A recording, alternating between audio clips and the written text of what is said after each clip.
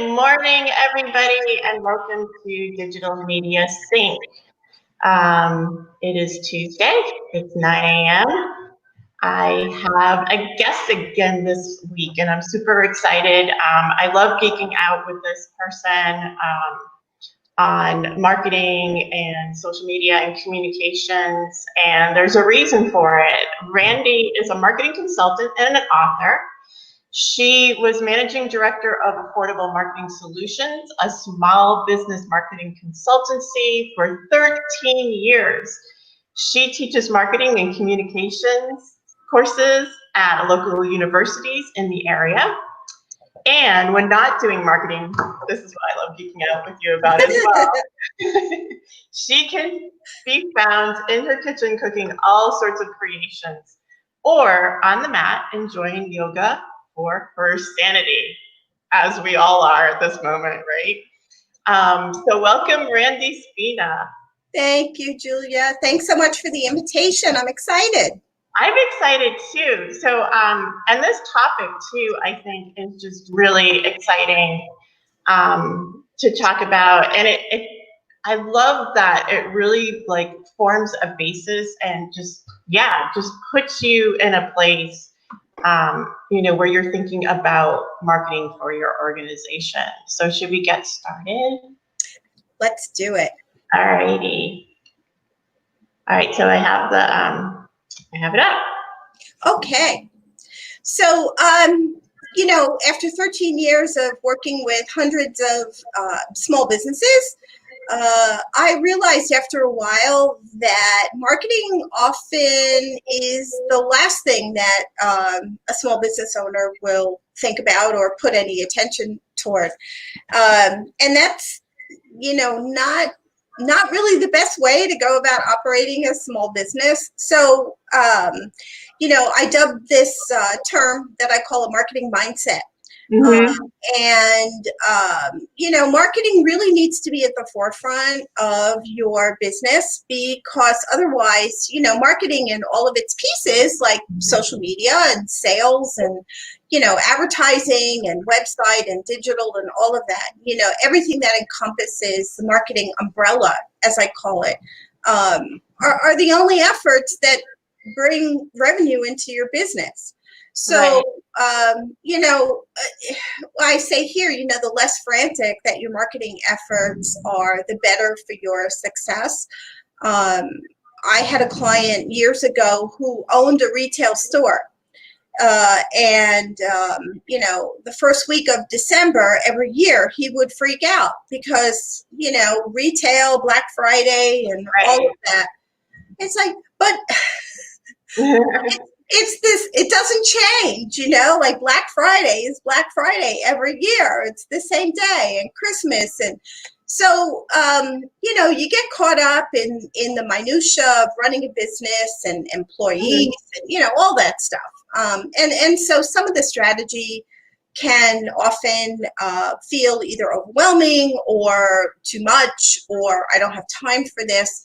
But the truth is that when it's so frantic, it just never works well. It just doesn't. You always feel like you're behind. And I think thinking of it in terms of, tactics, like what are it's often the questions are, what are the tactics that we're going to use?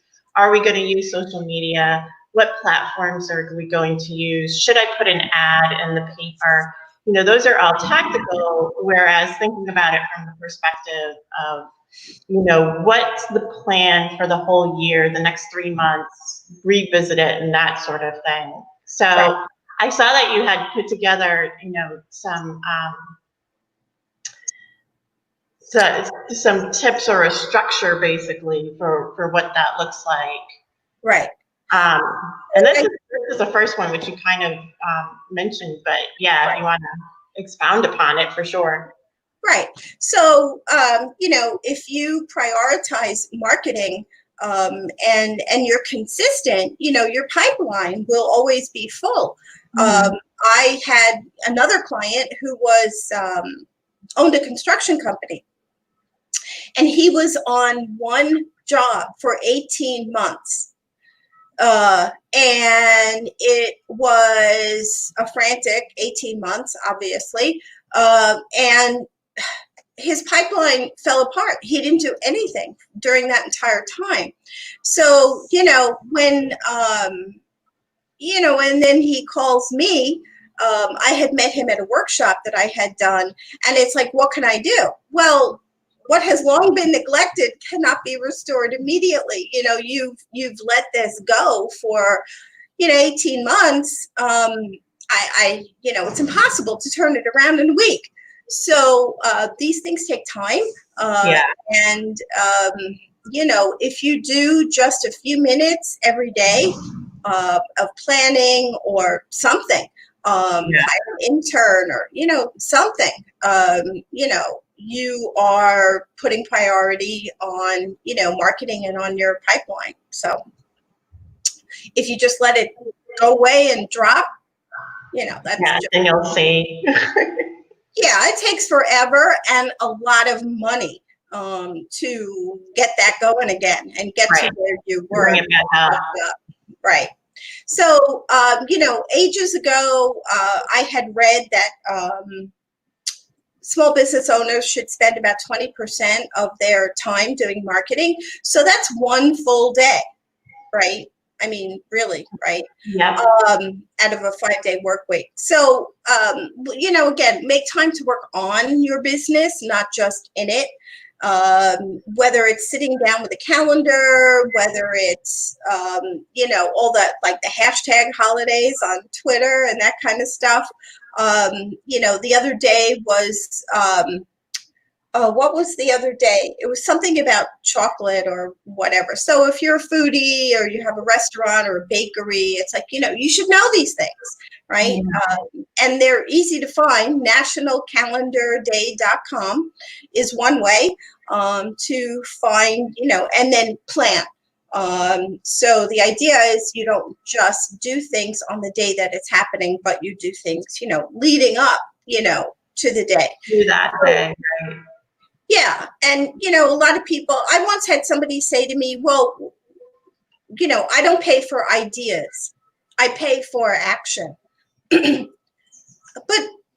so I said to him, but your business started with an idea. I mean, everything starts with strategy, right? Right. And so, big believer that, marketing is an investment, not an expense. An expense is when you buy a pen, but when you don't see any return from it.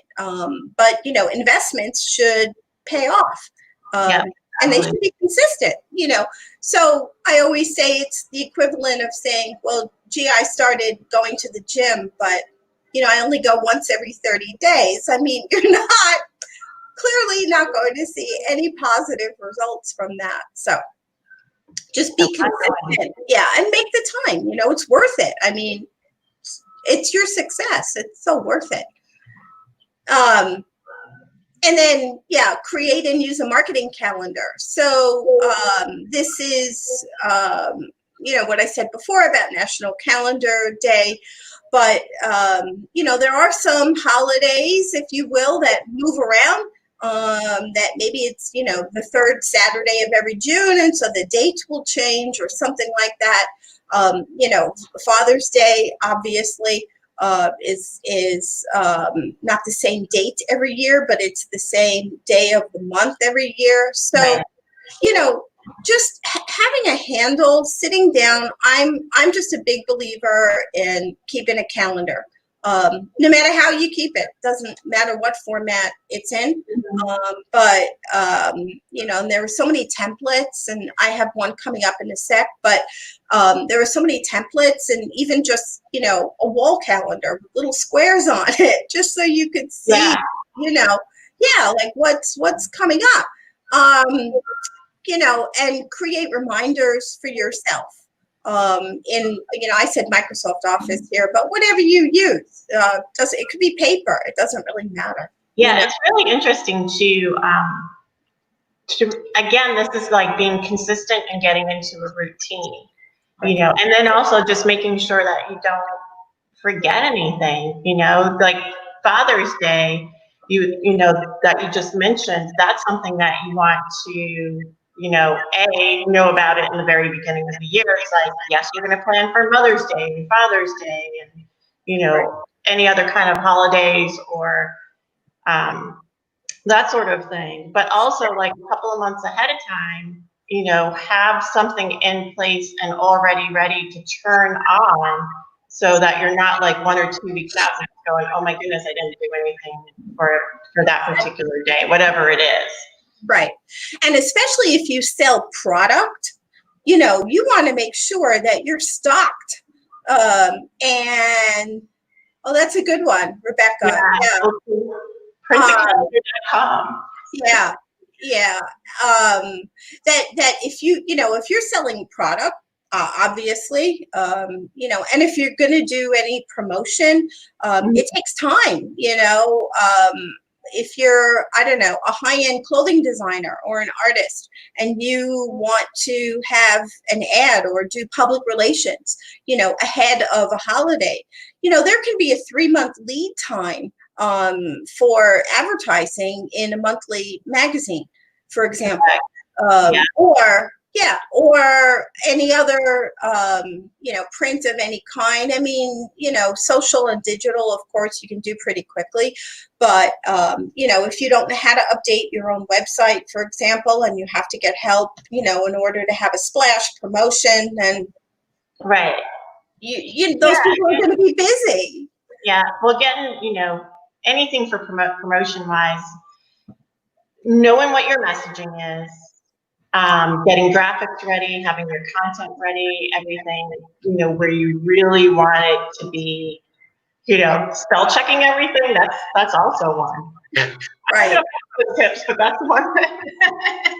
Make sure that the grammar is correct. Hopefully I didn't make any spelling errors in here. Yeah, I feel like so far so good. Okay. So here's an example that I just, plugged in. It's from HubSpot. If you're in digital media, social media, obviously everybody knows who HubSpot is. But it doesn't have to look like this. This is just a digital version with color coded. It doesn't have to be this fancy. It could be a plain piece of paper. So it is the tools are there, for everyone to be able to. Yeah, basically all you have to do is Google, calendar or project manager. The one that I use is Airtable. Okay. And I've been using that for, I think, a few years now, and I haven't jumped off of that to anything else because it's a calendar and then you can start tasking people with things to do. So I think that's like really helpful. But yeah, it could be simple as printing out a calendar or using, HubSpot tools. There's other social media organization tools that you can use or platforms that are specific as well. Right. I love tip number 4. I don't know how many people have done this. I'm actually going to put the question out. This is such a big one. I have so many horror stories about clients. I remember years ago, a client was on vacation.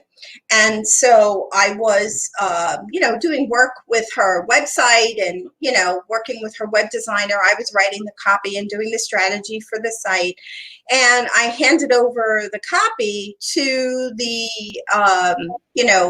to the web designer.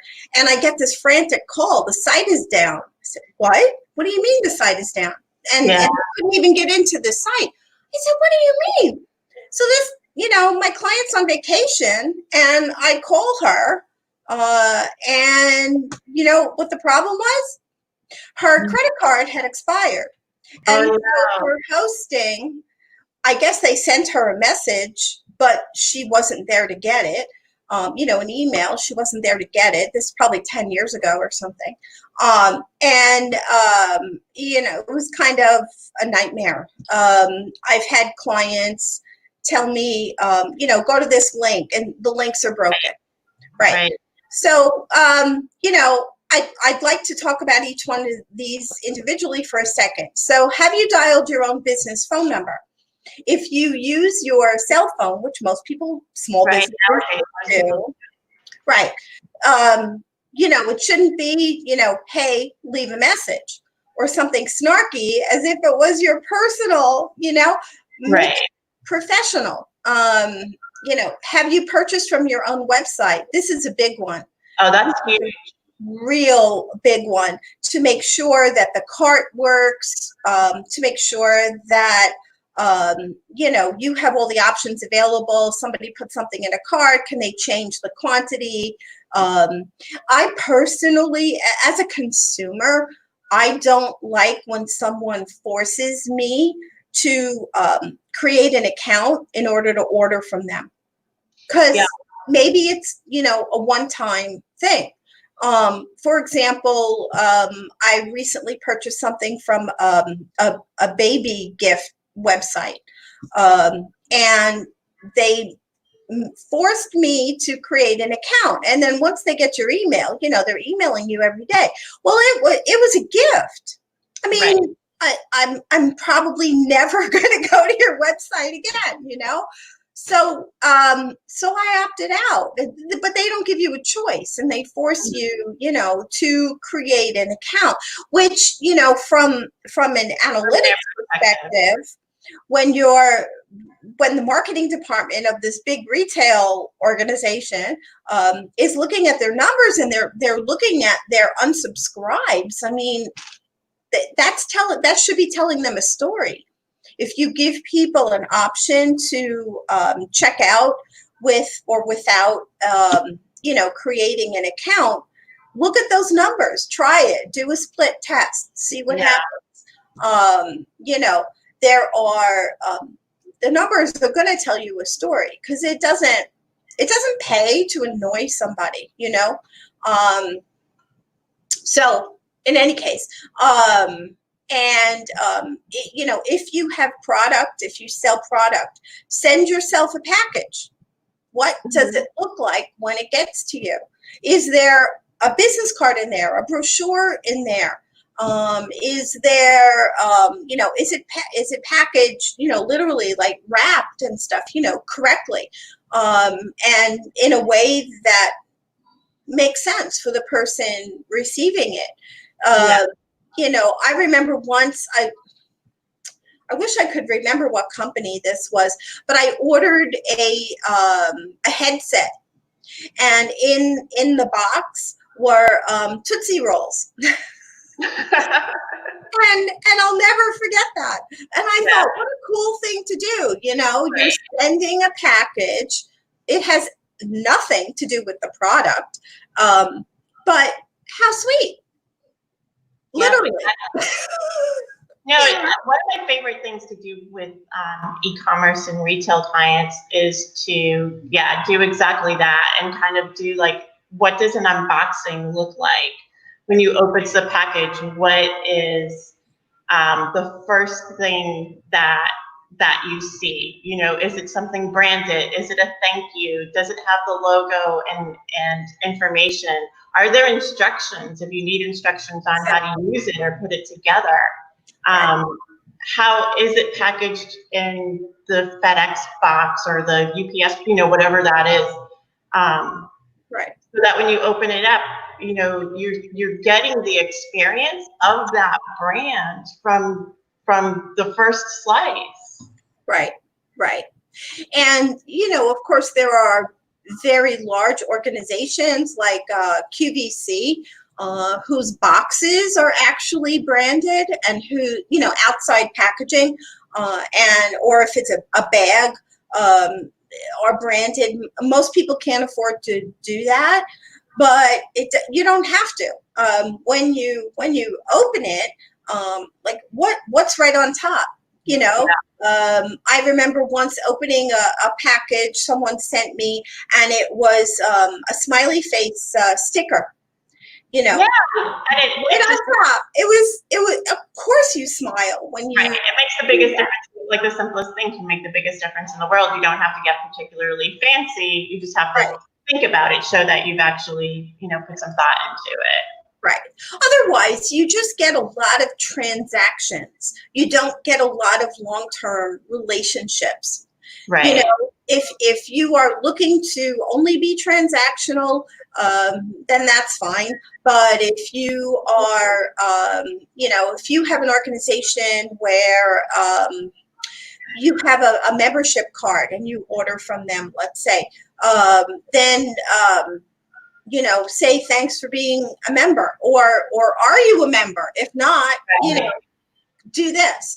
So try to, they're called touch points. So every single touch point that you have with someone who orders from you is a potential, LTV, right? Lifetime Yeah. value.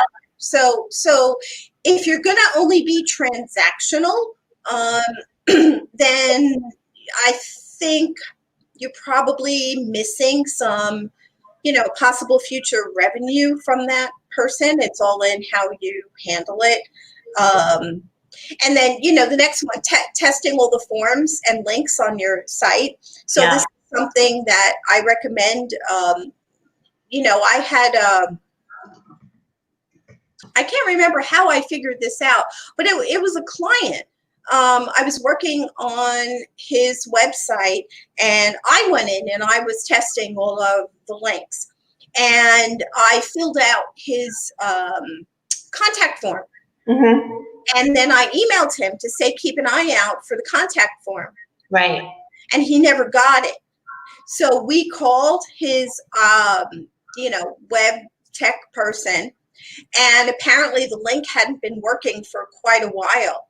And there were several hundred backed up contacts that he missed. Right. Several I mean, hundred potential customers that are just sitting. if you put on your calendar, speaking of a marketing calendar, you should Right. put your own role and your own things, tactical testing things on here as well. If every Friday you fill out your own contact form on your website, then the most you'll lose is 7 days. But he lost months of Yeah. contacts. And what he did for a living, he was in the aerospace industry, and he read, what do they call those, like black boxes? He did the downloads for black boxes. Oh, okay. Private aircraft and helicopters. And when you need something read, I mean, it's not, hey, can you fit me in a week from now, like a haircut? It's like, I need it now. He missed so much business. So, ouch, that wasn't good. And then, like signed up for your own email list. So, sometimes you create, whatever platform you use, you create the bounce back and the welcome message, and 10 years can go by, and you should sign up for your own email and see what is that welcome, what does that bounce back look like. Mm-hmm. Is your current logo on there? Is your, any updated information on there? Maybe you've changed your vibe a little bit and how you speak. When I first started affordable marketing, I was like so straight and narrow and so corporate. And then as time went on, I realized, I can inject, it's mine. I mean, I can inject my personality. Maybe your vibe has changed. Maybe it needs a bit of a refresh or an update, or things have changed. So you do that, sign up for your own email as well. Again, visit your own website. Just try to look at it fresh, if you can, or ask others to do that for you. So that you can get other perspectives as well, because you're looking at it for a lot of different things, right? The functionality, does it work? Aesthetically, when you first look at the home page, what's the feeling that you get from it? Can you find the things that you're looking for? And then as you're moving through the site, is it intuitive to move through the site, or is it difficult? And you're like, well, okay, if I want to buy something, where is it? If I want to download something, am I going to what's that going to look like? What's that experience going to be Right. like? Right. And then, lastly, of course, is, have you Googled your own business? Because I did this recently. I got a call from a former client who wanted another project done. And it had been a while since I'd been on his website, about 18 months or so. So I just Googled the business and I got something very strange. And so I took a screenshot and I sent it to him. And I guess he had a friend, who I suppose meant well, but do some work or some testing on his website to add a new page. But the page, he titled it something very strange. And you can't tell Google anymore what to pick up in the meta tags or the metadata and the description. And so because that, I guess, was the newest thing added to the website when it was crawled by Google, that's what came up, and it looked very strange. So when I clicked on it, I got this bizarre test page. It was just strange.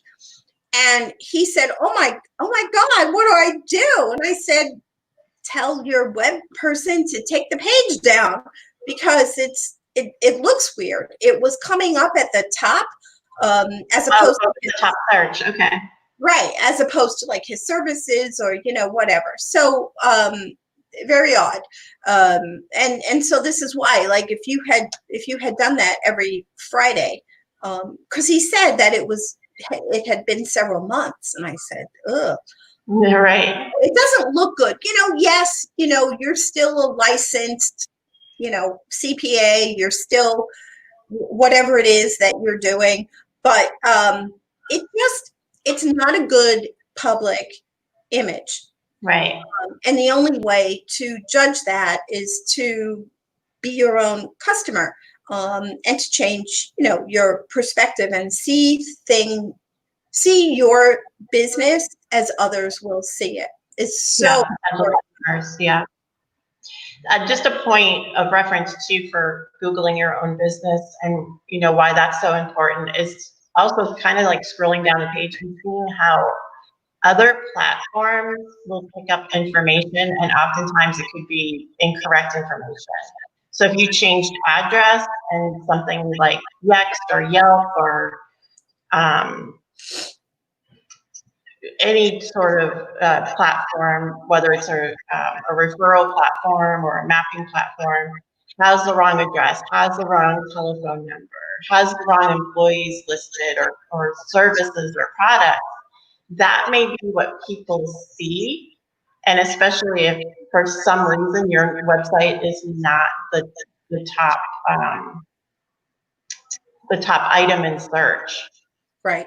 If it's a larger platform that's aggregated your information and aggregated it and never updated it, you've never updated it, then you have wrong information out there that's on another platform that you don't own. Right. And that whole NAP thing, name, address, phone, has become so critical. Even for a retail, an actual physical storefront has become so critical. But to that, I have a story. I'll just say, many years ago, a woman was working from home, and I forget what her business was, but she had done her own website, and the template came with Google Maps built in, so it automatically picked up her home address. But she was a single mom with a brand new baby. It's like, do you want the world having your home address? Have your home address with an infant. So again, just be aware, of your public image, and your safety in this case, and definitely. Oh my God, I never even thought of that. And right. I found is very forthcoming, right? With the fact that you do not have to put, if your business is out of your home, that you don't have to put that you can uncheck that box, so to speak. Right. But yeah, you have to be your own advocate with that and yeah, just understand where that is. exactly. And, before she had her baby, I guess it was somewhat okay, but you're home alone with an Yeah, infant. I don't think, that's a good idea. So, it's true. okay, so moving on to tip 5. Always, always, always gather contact information. It is so easy to do. First of all, have an email sign up. If you do that, if you don't do an email newsletter, then just ask people. Give them in some way, try to tether them to you. If you don't have a newsletter, maybe you have a blog. Maybe it's an RSS feed that they can sign up for. So whenever you blog, they get it. Or on your social media, because it is so expensive. Again, this is the relationship model, not the transaction model. So it is very, very difficult for a small business and super expensive, right, to chase people all over the neighborhood or the internet, right? So that chart, that graphic that you see is something that I created several years ago. And I'll just quickly explain it. The red is acquisition. So there are 3 phases to every business, right? You have acquisition, retention, and then reactivation. So acquisition is red because you're always in the red. All new businesses have to acquire customers. It is the first and most expensive phase. On average, a small business cost per lead is $24.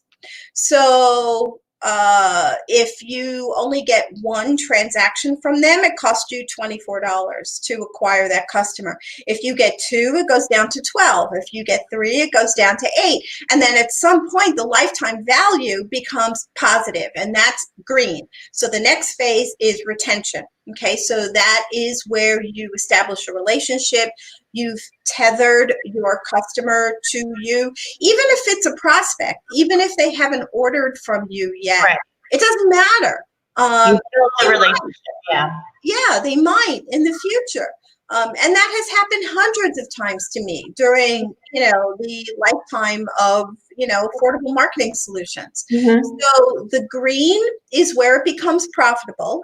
And that's the retention phase. And however you retain them, maybe it's, maybe it's only your social media.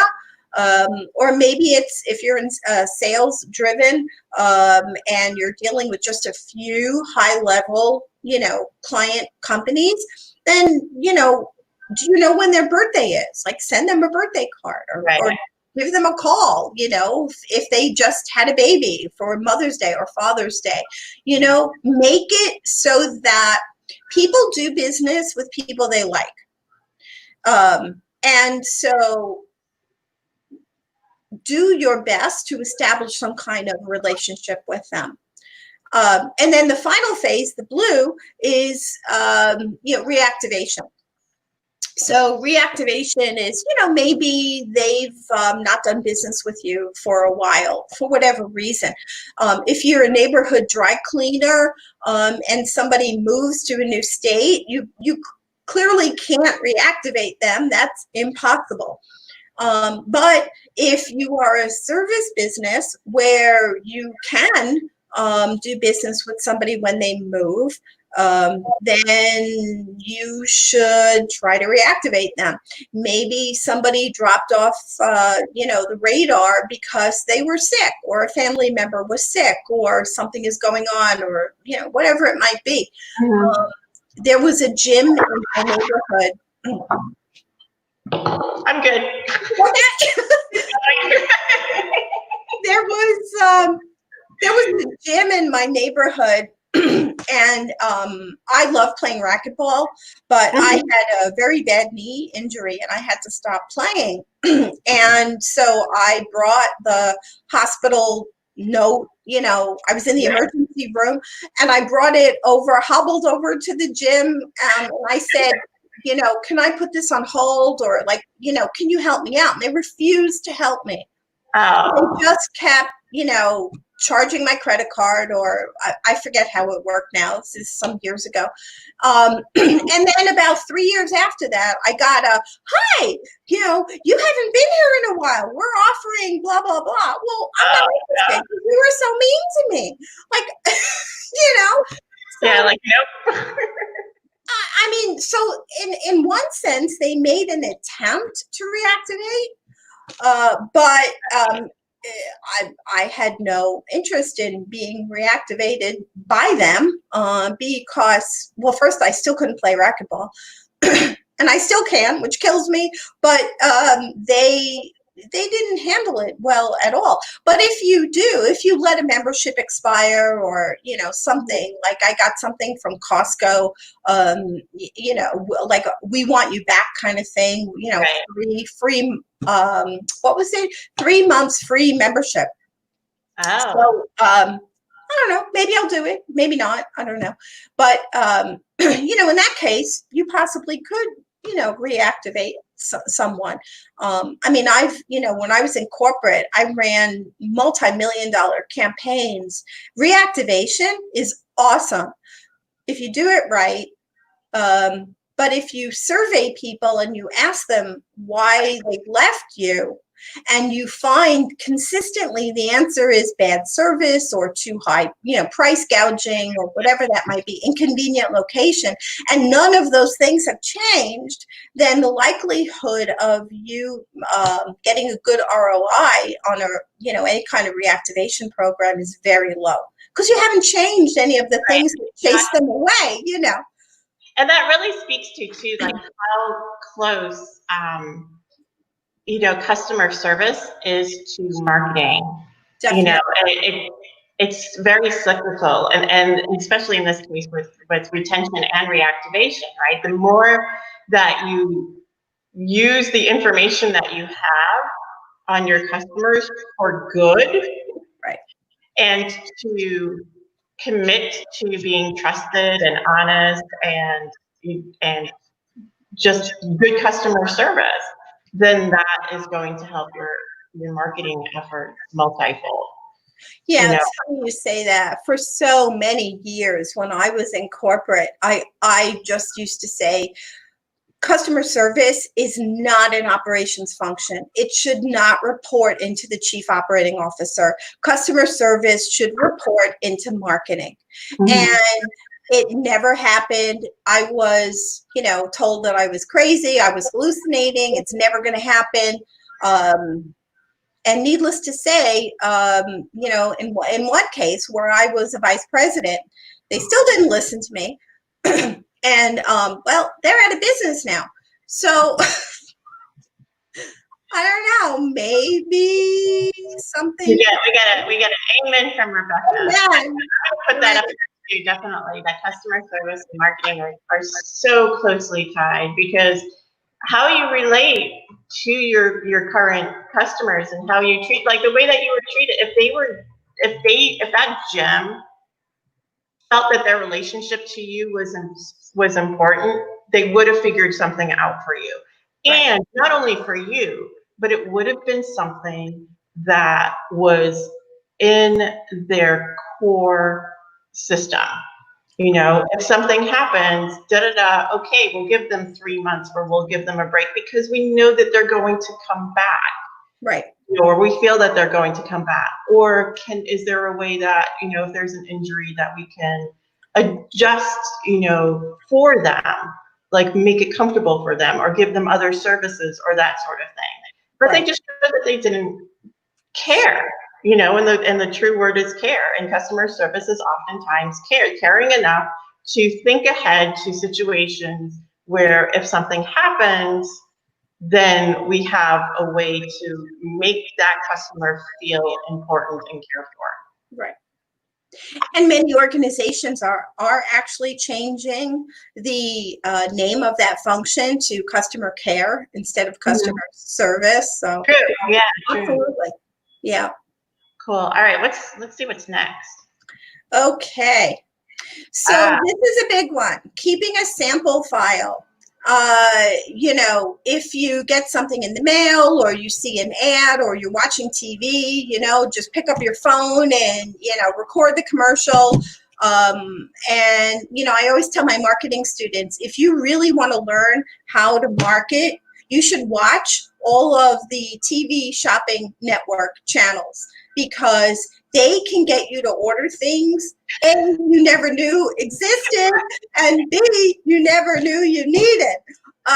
It's all in the wording and the persuasive messaging, right? So keep a sample file, whatever that could be. It could be emails, it could be, prospecting, could be a direct mail letter, a postcard, whatever it is. Because the biggest mistake that non-marketing people make in their marketing is not using benefit-driven language. It's just very true, it could be technical, but it's not benefit-driven. So having a sample file shows you how to, yes, Rebecca, customer-centric organizations operate this way. Yep. Some of the, I was vice president of product development at a firm for a long time, and I would use my, home address to sign up for competitor products. And services. And then that, I would keep my sample file, and then I would use those to build better products. And it was so successful. It really worked. You're not copying, you're just emulating. I mean, right? Yeah, you're just really emulating. So a sample file could be like a literal file folder. It could be a box. It could be the bottom of your drawer. It could be, an email category in Gmail that just says samples. So something that will, help you be able to emulate it for yourself, so that you're not starting from, scratch, square one.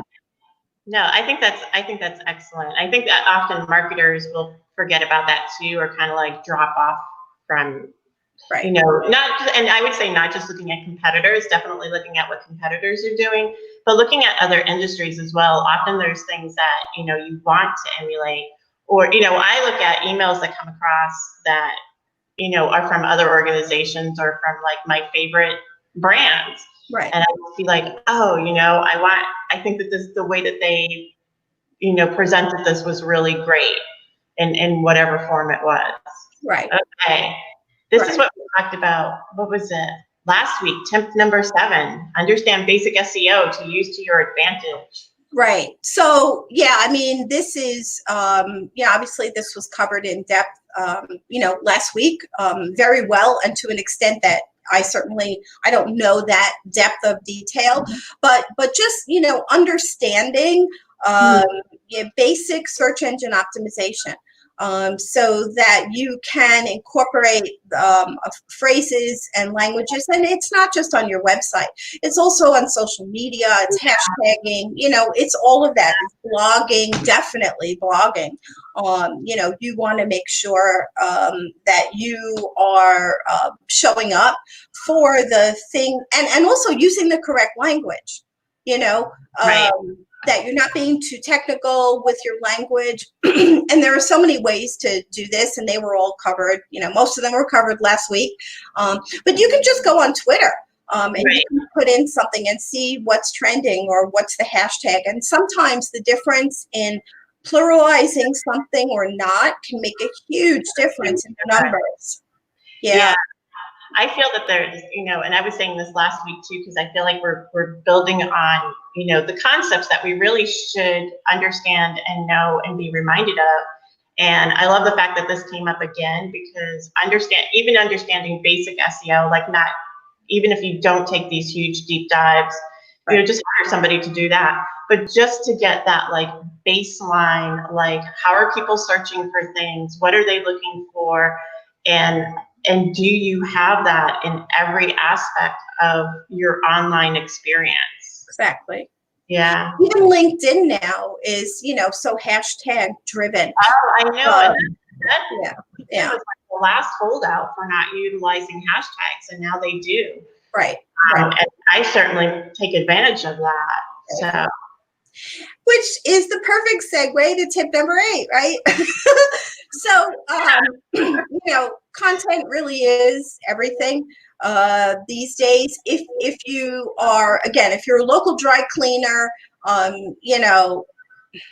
maybe not, but for most businesses, especially if you sell online, learning how to write, especially if you want to position yourself as an expert in your field or as a consultant, LinkedIn articles are definitely the way to go. The reach on them can be tremendous, and press releases as well. Small business can certainly have like an in the news page. Right. And you can put press releases on there. I mean, I've done press releases for clients. If you do it right, literally within 10 minutes, you can be on page 1 of Google.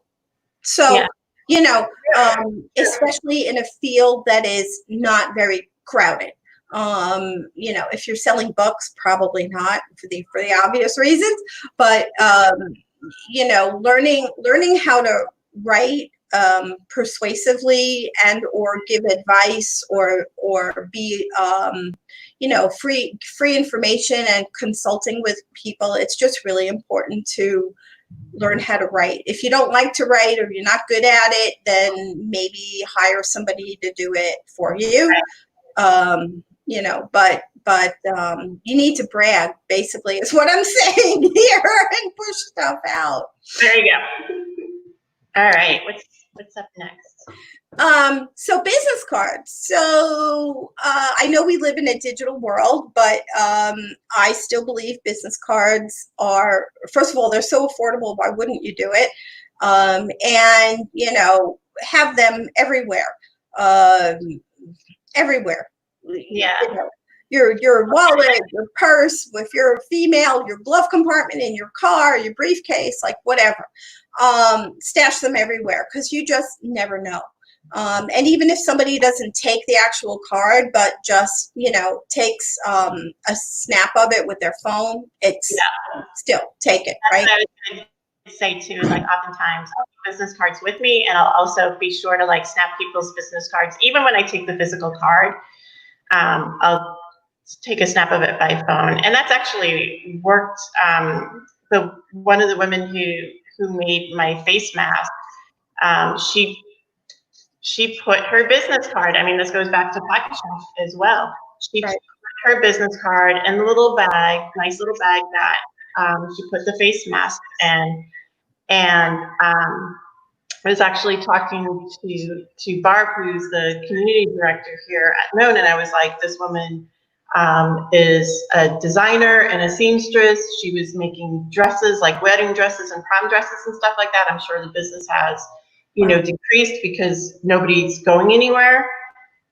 She made the switch very quickly to these beautiful, very fashionable face masks. And I didn't have her business card on me, but I did take a snap of it. So I had it, and I went through my photos, and I was like, and there's also like this little business card apps as well. And I was like, oh, it was this woman, Bushra Mahdi, and she's a designer, and she makes, and everybody talks about like how lovely my face masks are. So, yeah. Yeah. But, again, it's an investment. And whenever somebody hands me their business card, the first thing I do is turn it over. And 9 times out of 10, the back is blank. And that's a huge mistake. Huge mistake. I look at it like it's a billboard opportunity. On the back of my old business cards is like an ad. It's like a mini billboard ad for my book. So, you're getting 100% more space for about 20% more cost.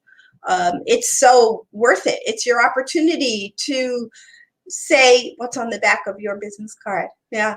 I think that's a big thing. You're absolutely right. It's so, it's such a wasted opportunity if you don't do that. And you can say anything. A restaurant can have a tip chart, for example, or I don't know, a dry cleaner could have some stain removal tips, or Right. a consultant could have their book, or a phrase that they're known for, or a list of white papers they've written. Something. Just be creative. There's always something that you can put on the back of a business card, and it's just really worth it. Okay, so last one is frontline employees. So this ties to the customer service perspective. I just say, train the daylights out of anybody who represents you to the public, whether they just answer your phone. I wish I could remember who said this in a business magazine years ago. Somebody said that the receptionist deserves the same amount of pay as the CEO, because they can make or break your business. And so sometimes it's not the person's fault, but I have so many examples. Like, here's one. When I first bought my condo, when I moved to a new neighborhood, I didn't know, I didn't have any local services figured out yet or anything. And I wanted a rug. So I saw a TV commercial for a local company in Fairfield. It was the storefront. I go in there, and I walked out within, less than a minute. They were awful. Or when I was remodeling my kitchen, I stopped at a stone place to see about countertops. And mid-sentence, the receptionist, the phone rings. She doesn't say excuse me or anything, just picks up the phone mid-sentence, and I'm standing there in front of her. Still talking, Right. Doesn't even say excuse me, I'm the only one here, or anything. So I walked out. And then she's like on the phone, like it wasn't a quick call. Yeah. Like, hello, I'm standing right in front of you. Are you going to give more credence? Shouldn't you give more credence and respect to somebody who actually found their way over to you? Yeah, physically and drove? So yeah, frontline employees. This is why hotels spend so much effort and time training their front desk employees. If you're in retail of any kind, or a medical office, or anything like that, where somebody comes in to see you, especially, everybody has competition, and there are I was a member of a massage, I don't know how you want to say it, club or whatever, and the receptionist was amazing. When I called and I said my chiropractor recommended you, she was like, "Oh, are you in pain? We can get you in right up." It was because of her actually that I joined after my first massage there, and she was wonderful. And it was a great experience there. It's a service business, like when you walk in, do you want water? Do you want lemon in your cucumber water? All the spa kind of things. Yeah, no, it makes a big difference. So anywhere you go. And I'm remembering, too, I'm thinking of like when I go to a hair salon, and the first thing is it's like, let me put your jacket in the closet. Do you want water? If it's, right. The one time I asked for, it was like, oh, I see that you have hot chocolate. They're like, do you want marshmallows? And then the next time I went, they were like, do you want coffee or do you want hot chocolate? It's like, okay, like they know what matters to me. Right. As a person, again, going back to that customer service, that custer centric kind of, feeling there. And if you are paying someone, then you should train them to be your brand advocate. There are, a good, and I use the phrase front desk, loosely, because it could just be, not just, it's very important, but it could be a phone if you don't have, physical location. It is, you don't pass the buck. And if you say you're going to call back, then call back. I don't know. I'll find out. I'll call you back. So, if this is your life's, you poured your life savings into opening a business, let's say, or buying a franchise, or, whatever that might be. Right. And your front person is not on your side is just an awful, terrible mistake. All right. And then, so to quote Henry Ford, right? Those who stop marketing to save money are like those who stop a clock to try to save time. Not going to happen. Sounds silly, but yet this is unfortunately very common. And I do understand, especially now, things are so tight. So if you can't afford to hire someone, then see what you can learn on your own. I mean, there are a ton of resources out there that can teach you, what you need to know to at least get over this bumpy period, if you will. To quote Betty Davis, right? What's that line that she says? Hold on, it's going to be a bumpy ride. Bumpy ride. Bumpy ride. Yeah, for sure. Wow. Okay, so that was, I'm seeing a lot of comments that was like such good information. So Randy, I want to thank you again for joining me in this hour and just packing this hour with just, so many good tips. I think definitely people are going to come back to this again and again. For those of you who are still here, if you want to come back, this is going to be on Facebook Live on Facebook as well. Known Co-working. This is also on YouTube, and I'm going to be putting it up on the Known website very shortly as well. So that's nhvknown.com. While you're there, take a look at what else is on our Known Live page. We've kept our past digital media syncs on there, as well as Known Live and Pivot Talk. There's actually a Known live stream event coming up on Thursday at 1 p.m. I'm super excited about this. This is another friend of mine. I'm not going to be the one who is interviewing him, sadly.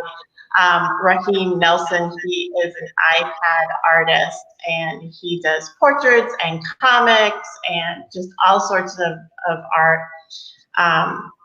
So we're going to be, talking about what he's been up to, and see some of his work as well. So I'm super excited about that. Again, thank you for joining Digital Media Sync, and thank you, Randy, for talking with me. Thank you so much.